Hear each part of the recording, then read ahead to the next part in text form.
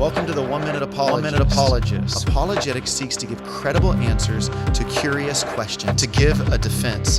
How to study the Bible, interpretation. In the last episode, I talked about observations and how critical it is for us to make good observations when studying the Bible. Observations ask the question, what do I see?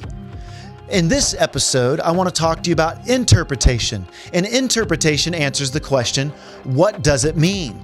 Before we can arrive at the interpretation of the passage, we must make observations.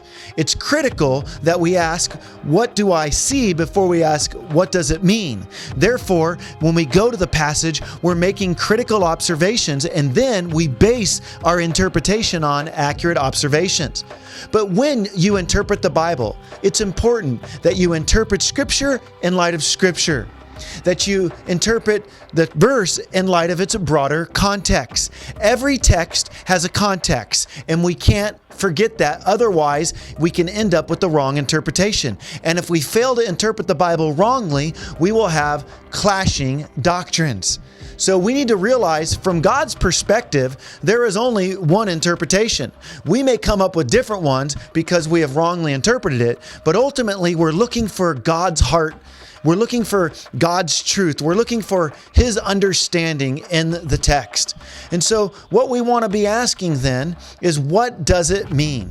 And we can look at the words in the passage of Scripture, the key words, and we can look them up in the original languages. We can use Bible dictionaries to give us a sense of the background. When we're done studying the Bible, I think it's important for us to go to commentaries and check to make sure that we haven't went off the deep end in our interpretation.